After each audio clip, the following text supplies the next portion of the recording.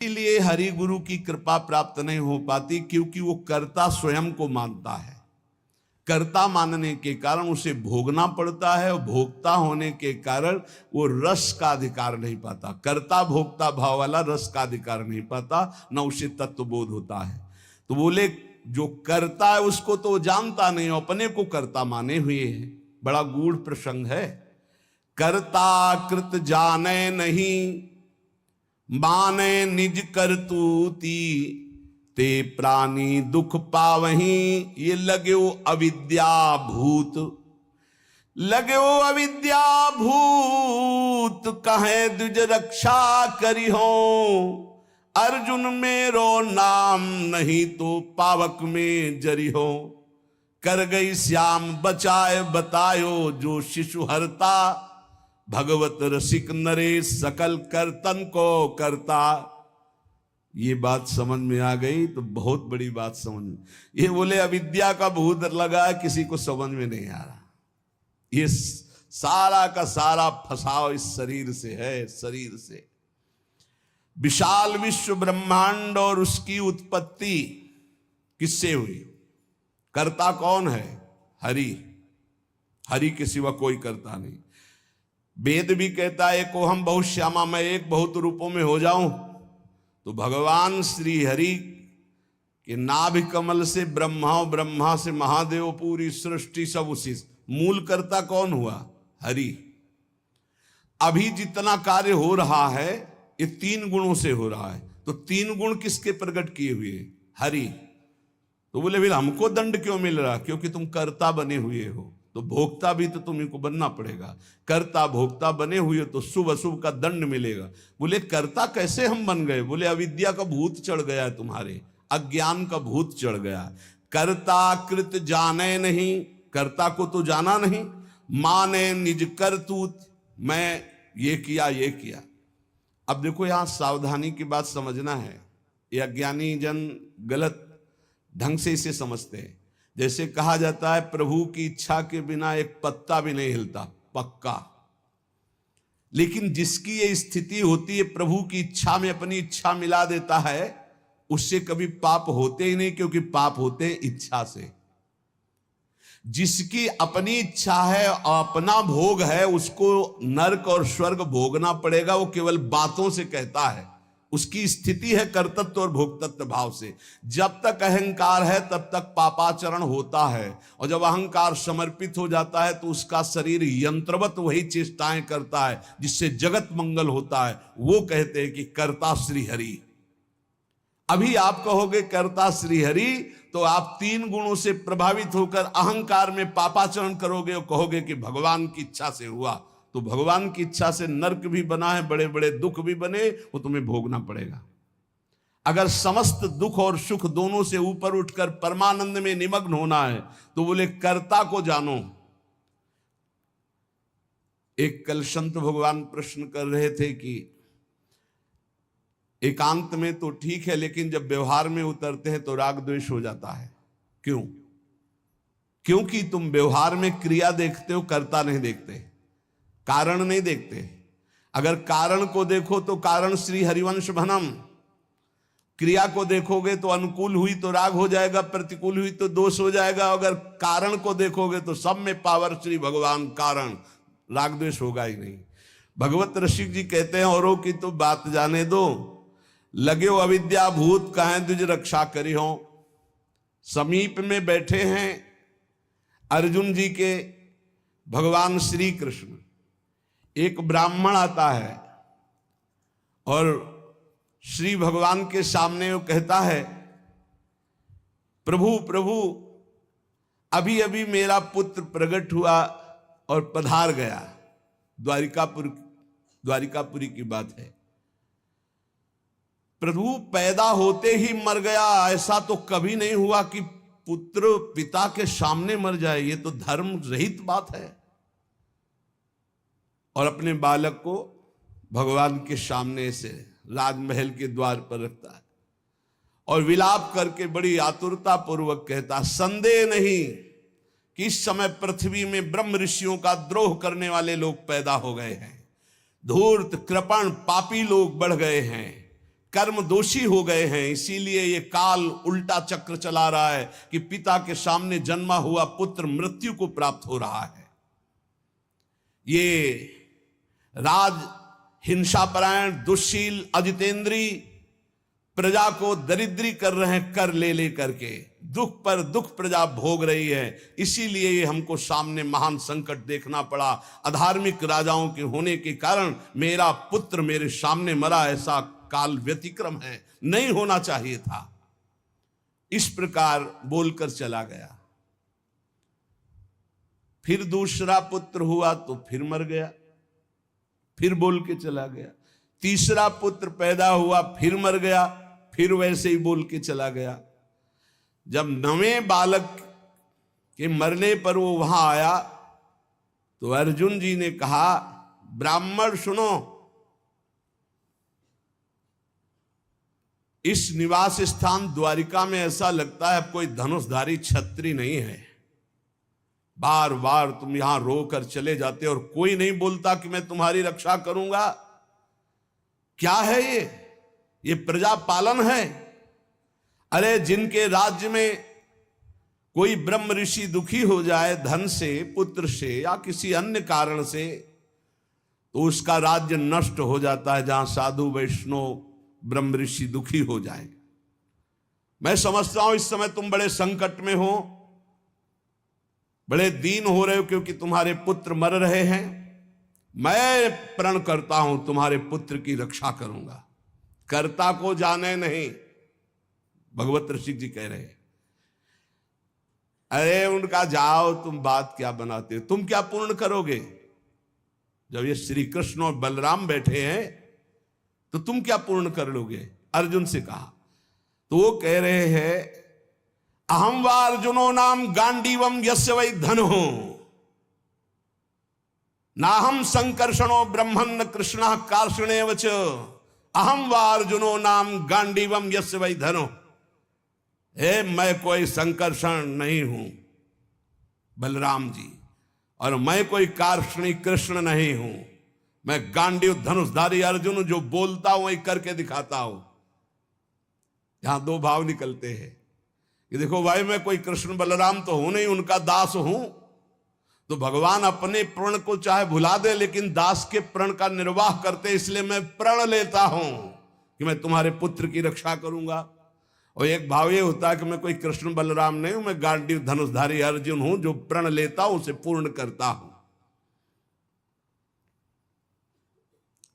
ब्राह्मण ने कहा, कैसी बड़बड़ करके बातें कर रहे हो?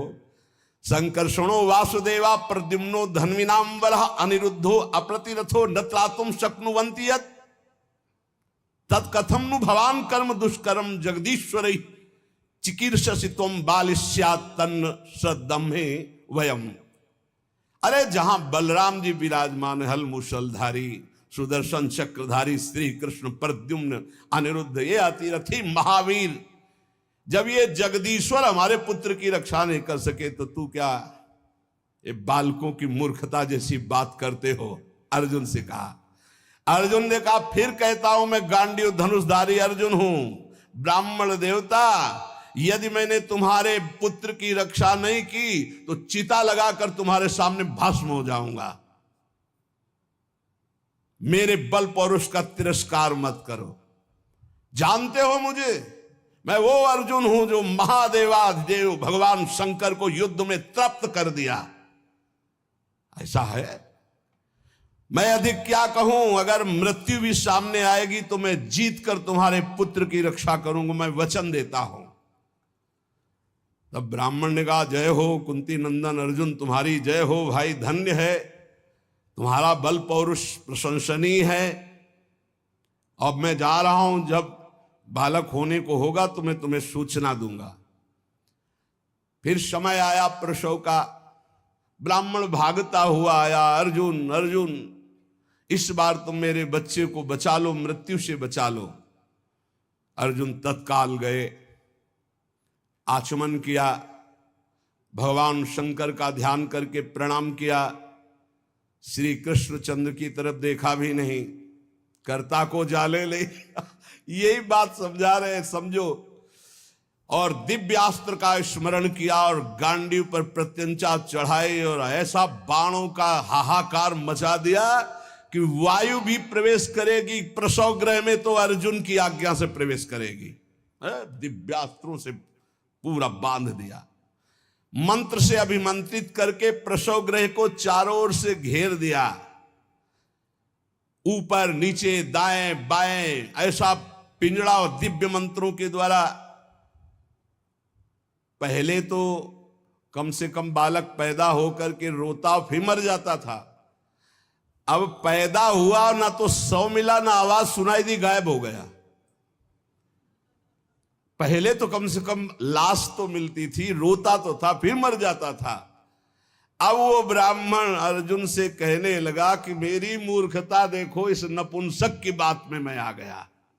हाँ, अरे जहां श्री कृष्ण और बलराम नहीं रक्षा कर पाए, इसकी डींग भरी बातों पर मैंने विश्वास कर लिया। ना प्रद्युम्नो ना अनिरुद्धो न रामो न च केशवा यस्य सेको परित्रातुम कोन्यस्तद वितेश्वरः। कौन ऐसा है जहां श्री कृष्ण बलराम प्रद्युम्न और अनिरुद्ध नहीं रक्षा कर पाए, वहां और त्रिभुवन में कौन रक्षा कर सकता है। मिथ्यावादी अर्जुन को धिक्कार है, अपने मुंह से बड़ाई करने वाले गांडीव धनुषधारी अर्जुन को धिक्कार है। दुर्बुद्धि मूढ़तावश कहता था कि मैं तुम्हारे बालक की रक्षा कर लूंगा। अब ब्राह्मण तो क्रोध में, देखने को मुंह नहीं मिला लड़के का, पैदा हुआ गायब। अर्जुन ने कहा ब्राह्मण मेरा अपमान मत करो। तत्काल योग बल से यमपुरी गए। भगवान धर्मराज जी ने देखा कि अर्जुन पधारे, बोले इस समय अर्घ पात्र लेने का हमें अवसर नहीं है, हमें यह बताओ कि वो जीवात्मा तुम्हारे यहां आया है? बोले हमारी पुरी में नहीं आया। विचार किया कि कहां चला गया जब यमपुरी में नहीं आया। इंद्रलोक, अग्निलोक, नैऋति, सोम, वायु, वरुण सबकी पुरियों में गए। अतल नीचे, अतल, सुतल, पाताल, तलातल, महातल, इन लोकों में गए। ऊपर के जनलोक, महालोक, तपलोक, ब्रह्मलोक, कहीं भी ब्रह्मा की जितनी रचना सब घूम डाला अर्जुन ने, कहीं वो जीव नहीं मिला। अब आए, अब भगवान श्री कृष्ण की तरफ देखा, प्यारे प्रणाम, अब जा रहे हैं भस्म होने हम चिता में। यही जीव की दशा है, जब सब जगह से हार जाता है तब बोलता है हरि शरणम। पहले नहीं चितवन किया कि प्रभु, तो प्रभु समझा देते। प्रण लेने से लेकर अभी तक भगवान की तरफ नहीं देखा कि रुख क्या है। अब जब चिता में जलने का नंबर आया तब केशव प्रणाम आखिरी स्वीकार करो। तो भगवान ने कहा किस बात का? बोले वो प्रण है ना, तो चिता में जलने जा रहे, तुमने अभी पूरे बल का प्रयोग कहां किया? ध्यान दीजिए, तुमने अभी पूरे बल का प्रयोग कहां? तुम्हारा पूरा बल तो मैं हूं। मुस्कुरा दिए अर्जुन, यही हमसे गलती होती है। हमारा बल कौन है? आराध्य देव। हम अपने बल की डींग हाँकने लगते हैं, उन्हीं के बल से मिले हुए बल से हमारा पूरा बल श्री भगवान है।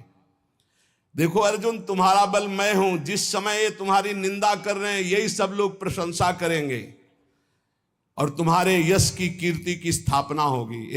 करें करावें आप सब, जने बढ़ाई दें, मान लो कर्ता को जानो कौन है। सर्वशक्तिमान भगवान जे भी चिंतन किया, भगवान का दिव्य रथ आ गया। भगवान की दिव्य घोड़े, दारुक नाम का सारथी। भगवान ने अर्जुन से कहा बैठो हमारे रथ में। रथ में बैठे। दारुक ने भगवान के नेत्रों की तरफ देखा, इशारा किया, ले चलो। 7 पर्वतों वाले 7 द्वीप, 7 समुद्र, लोकालोक पर्वत, इनको लांघकर घोर अंधकार, इतना अंधकार कि भगवान के दिव्य घोड़े शैब्य, सुग्रीव, मेघपुष्प बलाहक नाम के चारों घोड़े मार्ग नहीं दिखाई दे रहा। तब योगेश्वरों के भी परमेश्वर भगवान श्री कृष्ण ने जब घोड़ों की दशा देखी तो सुदर्शन चक्र का स्मरण किया। हजार हजार सूर्यों जैसा एक साथ तेज प्रकाशित करने वाले भगवान की दिव्य पार्षद सुदर्शन जी आगे चल रहे हैं घोर अंधकार में।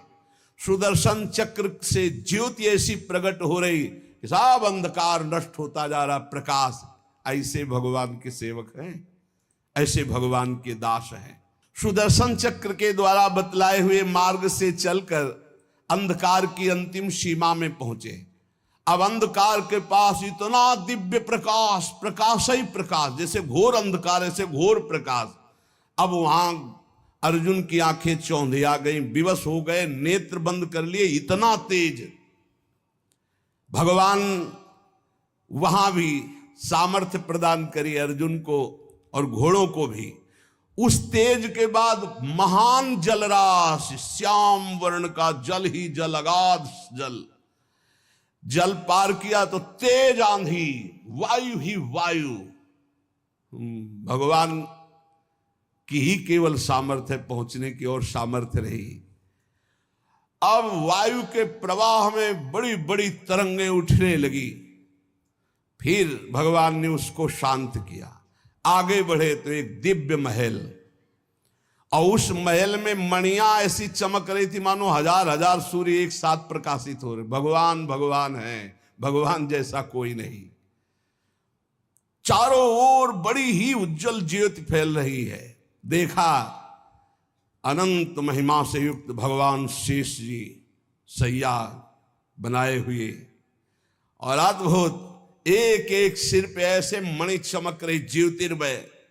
प्रत्येक फण पर सुंदर सुंदर मणियां जगमगा रही। दो दो नेत्र, बड़े ही भयंकर नेत्र, और शेष भगवान का श्रीअंग कपूर जैसा गोरा है। कैलाश पर्वत के समान श्वेत वर्ण, नीले रंग की जीभ और गला नीला, भयंकर नेत्र, फणों पर मणि चमक रही। अर्जुन ने देखा शेष भगवान की सुखमयी सैया पर सर्वव्यापक महान प्रभावशाली परम पुरुषोत्तम भगवान भूमा पुरुष विराजमान है। अर्जुन बार बार श्री कृष्ण चंद्र जी की तरफ देख रहे हैं। भूमा पुरुष है तो एक ही, ये कहां ले आए? एक तो ये श्री कृष्ण, एक ये श्री कृष्ण, क्योंकि द्वारिकाधीश भी चतुर्भुज रूप और हरि भी चतुर्भुज रूप। शरीर की कांति वर्षाकालीन मेघ के समान श्याम रंग, अत्यंत सुंदर पीतांबर धारण की, मुख पर प्रसन्नता, कमल जैसे नेत्र, बहुमूल्य मणियों जटित मुकुट, कुंडल कांति, घुंघराली अलकावली, लंबी लंबी सुंदर भुजाएं, कौस्तुभ मणि, वक्षा स्थल में श्रीवत्स का चिन्ह, घुटनों तक माला। वही श्रृंगार जैसा द्वारिकाधीश का, वैसा ही प्रभु का श्रृंगार। अर्जुन ने देखा नंद सुनंद जय विजय ये सब पार्षद मूर्तिमान होकर पुष्टि श्री कीर्ति अजा, ये चारों दिव्य शक्तियां, रिद्धियां निधियां लोकपाल, ये सब वहां हाथ जोड़े खड़े हैं। वो भगवान श्री कृष्ण भी प्रणाम कर रहे हैं। तो अर्जुन देख रहे हैं कि ये है क्या लीला, अपने आप को अपने आप से, और कह रहे प्रणाम करो, ये अनंत महिमाशाली भूमा पुरुष भगवान है। अर्जुन भयभीत हो गए कि एक तो ये मेरे सखा श्री कृष्ण, दूसरे ये भूमा पुरुष। श्री कृष्ण ने फिर प्रणाम किया और हाथ जोड़कर कहा कि हे भूमा पुरुष, आप कृपा करके आदेश कीजिए। गंभीर वाणी में बोले, हे अर्जुन और हे श्री कृष्ण, तुम दोनों को देखने के लिए मैंने उन पुत्रों का अपहरण किया, मैंने अपने पास मंगाया। तुम मेरे ही अंश से प्रकट हुए हो और धर्म की रक्षा के लिए पृथ्वी पर अवतार ग्रहण किया। पृथ्वी के भार से दैत्यों का संहार कर चुके हो। अब तुम्हें लौटकर हमारे ही स्वरूप में फिर विलीन होना है। तुम पूर्ण काम सर्वश्रेष्ठ हो। जाओ, अभी कुछ कार्य बकाया है, लोक संग्रह के लिए वो कार्य करके पुनः मेरे पास आ जाओ। भगवान श्री कृष्ण भी हाथ जोड़े खड़े, अर्जुन भी खड़े हैं। अति विचित्र भगवंत गति, बड़े बड़े ख्याली। अर्जुन के होश उड़ गए, नए भूमा पुरुष कौन हो गए भाई? ये परम पुरुष तो हमारे सामने खड़े हैं, यही है, यही। अगर ये अपने रहस्य को न बतावे तो कोई, इनका एक नाम है अनंत, कोई अंत ही नहीं पा सकता है। अर्जुन और श्री कृष्ण को आदेश किया, सर झुकाकर। अर्जुन देखते जा रहे, सर झुकाकर भगवान कह रहे जो आज्ञा। फिर वो सब बालक वापस कर दिए। उन बालकों के लिए वैसे ही मार्ग से फिर द्वारिका में लौट के आए। और बालक अपनी अपनी आयु के अनुसार बड़े भी हो गए थे। वैसी आकृति रूप क्योंकि पहचान ले, श्री कृष्ण अर्जुन ने उनको समर्पित किया। अर्जुन के आश्चर्य की सीमा न रही। तब उन्होंने अनुभव किया और भगवान से कहा, प्रभु मुझे पता चल गया। बोले क्या? बोले पूरे जगत में जिसके बुद्धि बल, ज्ञान बल, पौरुष बल जो कुछ भी है वो हे श्री कृष्ण केवल आपकी कृपा से है, ये मुझे पता चल गया। यही पता चलना है। इसीलिए रोज सत्संग सुनो। एक बार सुनने से काम नहीं चलेगा। गीता सुनने के बाद क्या कहा था? नष्टो मोहा स्मृतिर्लब्धा। फिर क्या हो गया? फिर मोह। ये हवा है, आंधी है, कभी भी गंदा कर सकती बुद्धि को। देखो अर्जुन जी ने गीता सुनने के बाद कहा था नष्टो मोहा स्मृतिर्लब्ध। फिर मोह हो गया। मोह माने अज्ञान। फिर कहने लगे कि मैं कोई श्री कृष्ण बलराम। आज फिर बोल रहे हैं आप। इसीलिए निरंतर भजन और सत्संग के लिए महापुरुष जन कहते हैं, जिससे हमारी बुद्धि रोज पावन होती रहे। जैसे पोछा लगा दिया सोनी लगाने के बाद और दरवाजा खुला छोड़ दिया तो फिर गंदा होने की संभावना। इस समय हर इंद्रियों को शासन में रखते हुए नाम जप करते हुए ये परम पद तब प्राप्त होता है।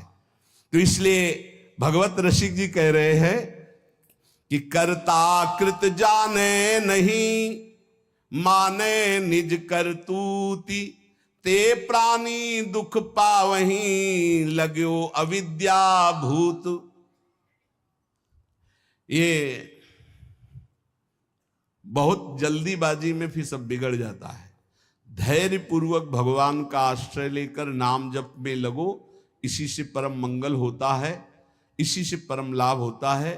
क्योंकि भगवान शंकर भी जिनका चरणोदक माथे पे धारण किए हुए हैं वो भगवान श्री हरि हैं। एक बार सरस्वती नदी के तट पर ब्रह्म ऋषि जन यज्ञ कर रहे थे। तो उसमें सब ऋषियों ने कहा कि यद्यपि भगवान ही सब रूपों में है, पर भगवान के किस रूप को सर्वश्रेष्ठ मानकर आश्रय लिया जाए और अग्र पूजा की जाए यज्ञ में। भगवान के सब रूप हैं, हमें कोई संशय नहीं। तो उनका प्रगट रूप की महिमा प्रकाशित करने के लिए किसी ब्रह्म ऋषि को परीक्षा लेनी होगी त्रिभुवन के तीनों बड़े ईश्वरों की, हरि, देवाधिदेव महादेव, ब्रह्मा। तो ब्रह्मा पुत्र भृगु जी खड़े हुए। उन्होंने कहा परीक्षा तो हम ले लेंगे, निर्णय आप कर देना। सब ऋषियों की वंदना करके भृगु जी गए और ब्रह्मा जी के सामने ऐसे खड़े हो गए। ब्रह्मा जी ने देखा कि पुत्र है पर अभद्र व्यवहार। महापुरुषों के सामने ऐसे नहीं खड़ा हो जाता, नहीं सारे पुण्य नष्ट हो जाते हैं। ये जो संत महात्मा गुरुजन भगवत विग्रह उनके सामने ऐसे नहीं, कभी मंदिर में ऐसे नहीं, कभी गुरु जी के सामने ऐसे, कभी संतों के सामने ऐसे नहीं। वो अभद्र मंगलकारी आचरण वाले लोग होते हैं जिनको ज्ञान नहीं। ऐसे खड़े होना, हाथ बांध कर खड़े हो नहीं, हाथ जोड़कर खड़े हो या सौम्य मुद्रा में खड़े हो। अगर वो सामने से निकल रहे तो नेत्रे झुका दो, केवल इतना ही कर दो अभिमान में। अगर बहुत भरे हो तो थोड़ा नेत्रे झुका दो, ना हाथ जोड़ो। चलो तुम्हारा अगर घट जाता है हाथ जोड़ने से तो ऐसे कर लो। तो ब्रह्मा जी के सामने गए, बस ऐसे ऐसे खड़े हो। क्रोध आया कि इतना बड़ा ऋषि होकर और ऐसा अभद्र व्यवहार करता है। पर फिर एकदम भ्रकुटी तो चढ़ी, गुस्सा तो आया, पर शांत हो गए। है तो मेरा ही बेटा, भृगु जी ब्रह्मा जी की तो पुत्र है। ब्रह्मा जी शांत हुए, भृगु जी कुछ नहीं बोले, चले गए। जब कैलाश पहुंचे तो देवादिदेव जी ने कहा आओ आओ ब्रह्म ऋषि श्रेष्ठ, आओ तुम्हारा स्वागत है। बोले मुंडों की माला धारण करते हो, चिता की राख लगाते हो और हम तुम्हारे गले लगेंगे। अरे उन्होंने कहा हम तुम्हें ब्रह्म ऋषि मान के स्वागत करें, तुमने ऐसे समझा क्या उठाया त्रिशूल? भगवान शिव ने कहा तुमने ऐसे समझा क्या कि हम तुम्हारा आदर कर रहे हैं ब्रह्म ऋषि मानकर के तुम जो है अवहेलना कर रहे हो। आप मुंडों की माला पहनते हो, चिता की भस्म लगाते हो, कहते हो आओ तुम्हारे गले लग जाएंगे। महादेव जी ने उठाया त्रिशूल, रोक, तो भृगु जी चल दिए वहां से। और भगवान श्री हरि के धाम पहुंचे वैकुंठ में। लक्ष्मी जी चरण चाप रही थी, अर्ध निमीलित नेत्र में परमानंद में डूबे हुए भगवान गए, सीधे एक लात मारी छाती पे। लक्ष्मी जी तो आश्चर्यचकित हो गई, तभी कहा कि भीख मंगाऊंगी ब्राह्मणों, तुम हमारे प्रीतम के लात मारा ना। पहले प्राय ऐसे ब्रह्म ऋषि जन जो होते थे ना, व्यवस्था, वेद के अपार ज्ञानी, तप के महाधनी, भोजन की व्यवस्था। लक्ष्मी जी कहते तुम्हारे पास नहीं आएंगी, हमारे प्रीतम को ला तुम्हारा है तुमने। लक्ष्मी जी तो थोड़ा नाराज हुई और हरि उठ के बैठ गए और चरण दबाने लगे। कहा बड़ा कठोर हृदय है हमारा, आपके बड़े कोमल चरण हैं, अगर मुझे पता चलता तो मैं आपके चरणों की अगवानी करता, मुझसे अपराध बन गया कि मैंने अगवानी भी आपके चरणों की, और चरण दबाने लगे। प्रभु जी के नेत्रों में अश्रु आ गए और कहा प्रभु बस यही देखने के लिए हमको सब ब्रह्म ऋषियों ने भेजा था। यद्यपि आप ही शिव हो, आप ही ब्रह्मा हो, आप ही चराचर जगत हो, पर प्रभु आपका जो करुणा वरुणालय हरि रूप है यही सर्वाराध्य है। तो कर्ता कृत जाने नहीं, यही बचाते हैं, सबको बचाते हैं। एक बार ब्रकासुर नाम का एक असुर था, उसने सोचा कोई ऐसा देवता मिले जो जल्दी प्रसन्न हो जाए, हमारी कामना की पूर्ति कर दे। तो देवर्षि नारद जी मिल गए। नारायण नारायण नारायण।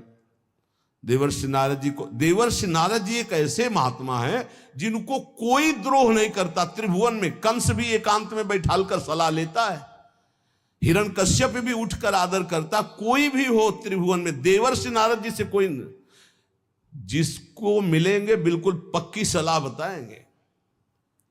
कंस ने स्वागत किया, बैठाला और कुशल मंगल। हाँ प्रभु, पूरा प्रजा राज्य सब कुशल मंगल है।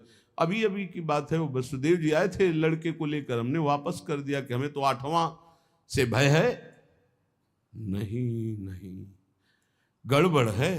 कमल उठाया, कहा देखो यहां से गिनो 1 2 3 4 5 6 7 8, आया ना 8वां, पहला आया ना, फिर दूसरे शुरू किया, हर 8वां हो सकता है। उनको लगा कि नारद जी जैसा कृपालु कौन हो सकता है, और नारद जी को लगा ऐसे ये दया करेगा तो भगवान के अवतार में देरी हो जाएगी, क्योंकि 8वें में आना है, और जब तक ये दया करेगा तब तक भगवान विकल नहीं होंगे, इसको क्रूर होना चाहिए, क्योंकि भगवान का अवतार शीघ्र हो। हर कमल की पंखुड़ी को 8वीं बता दिया, हर बेटे को 8वां बता दिया, तुरंत मुलवाया। नारद जी एक ऐसे महात्मा है जिनको सब कोई आदर करता है। ब्रकासुर ने देखा, साष्टांग दंडवत हुआ, नारायण नारायण। महाराज कोई ऐसा भगवान बताओ जो बहुत जल्दी प्रसन्न हो जाए। बोले वो तो शास्त्रों में प्रसिद्ध है, आशुतोष, देवाधिदेव महादेव, उनके ज्यादा आशुतोष, वो ऐसे देवता है वो जल्दी प्रसन्न हो जाते हैं। और कोई सेव संतरा की जरूरत नहीं भाई, देवाधिदेव महादेव देख लो, कोई देवता ऐसा भोग नहीं पाएगा, त्रिभुवन में कोई देवता नहीं ऐसा भोग पाएगा जैसा देवाधिदेव भगवान शिव एक चुल्लू जल में प्रसन्न। ऐसे कृपालु हैं कि जो कोई सृष्टि में न स्वीकार करे वो स्वीकार करने के लिए तैयार, उतने में प्रसन्न हो जाते हैं। बोले आशुतोष देवाधिदेव महादेव हैं।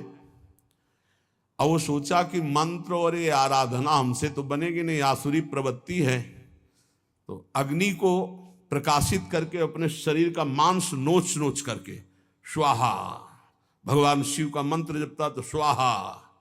भगवान शिव बड़े कृपालु के, बेकार को ऐसे, हम तो एक चुल्लू जल में प्रसन्न हो जाते हैं, इतनी भगवान शिव प्रसन्न हो गए। कर्ता को जाने नहीं हम ये बता रहे। भगवान शिव ने कहा काहे को तुम इतना कष्ट सह रहे हो, क्या चाहिए तुम्हें? तो माता जी के सहित प्रकट हुए थे। माता जी त्रिपुर सुंदरी, असुर है ना, राक्षस, तो इसकी बुद्धि तो राक्षसी ही रहेगी। भगवान शिव की तरफ देखा, माता जी की तरफ देखा, उसने कहा प्रभु मेरी इच्छा है कि मैं जिसके ऊपर हाथ रख दूं वो भस्म हो जाए।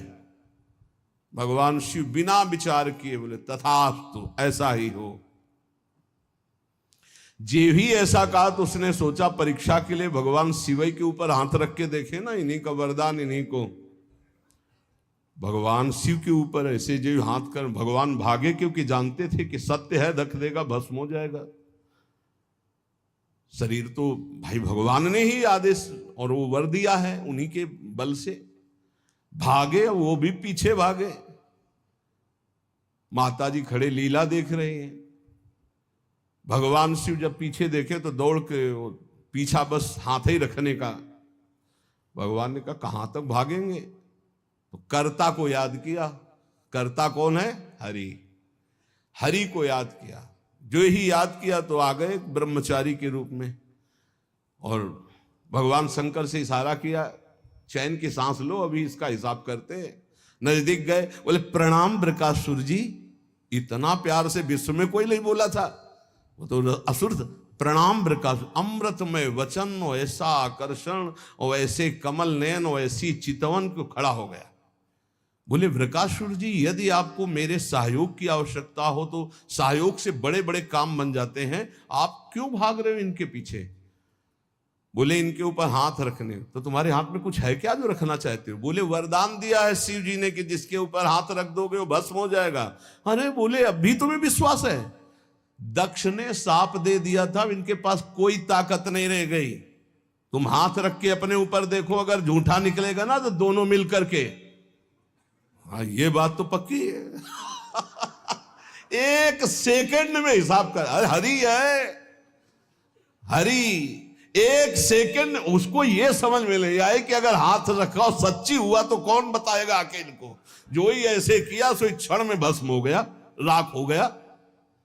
भगवान शंकर ने आहा, बोले प्रभु थोड़ा सोच समझ के वरदान दिया करो, तुम तो ऑर्डर डाली हो, अपनी भी सुरक्षा नहीं देखते।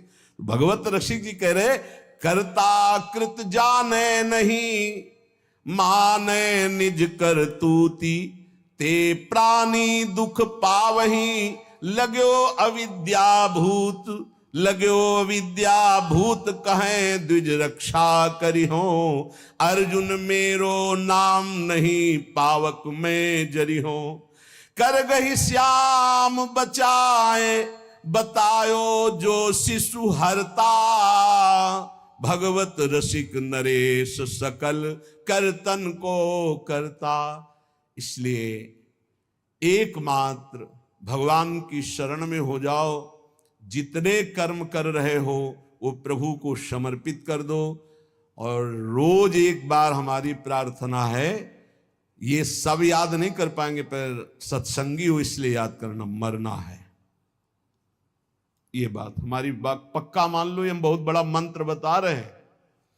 अगर ये एक बार 24 घंटे में एकांत में सोचोगे कि यार मरना है, सब कुछ छूटेगा, जाना है, तो आपका भजन बनने लगेगा, आप कुछ कमाई कर लोगे। अगर ये भूल गए कि मरना है तो मनमानी पापाचरण होता है। मौज लो, जो होगा देखा जाएगा। नहीं, तुम देखने लायक नहीं रहोगे। तुम क्या जानते हो जब कर्मों का फल आता है तो भोगना कैसा होता है? नहीं, तुम्हें पता नहीं। इसलिए आनंद में जीवन व्यतीत करने के लिए यावत स्वस्थमिदम कलेवरम यावत च दूरे जरा। आज शरीर स्वस्थ है तो ऐसा उपाय कर लो कि आपका मन निरंतर नाम जप में लग जाए, बस जीत जाओगे। हर समय नाम जप, बहुत ठौर ठिकाना मजबूत मिल गया है। ये कोई भ्रम वाला मार्ग नहीं है जहां आप लगे हो। ये तस्मात् शास्त्रम प्रमाणम ते, ये कोई मनमुखी मार्ग नहीं है कि अपनी वासनाओं की पूर्ति के लिए किसी नए मार्ग की स्थापना की हो। ये आचार्य परंपरा से, ये सदग्रंथ, सदवाणी, सदव्यवहार, सदाचरण से युक्त ये भगवत मार्ग है। इसलिए हरिशरणम, भगवान के चरणों का आश्रय लेकर निरंतर भजन करो और इसी जन्म में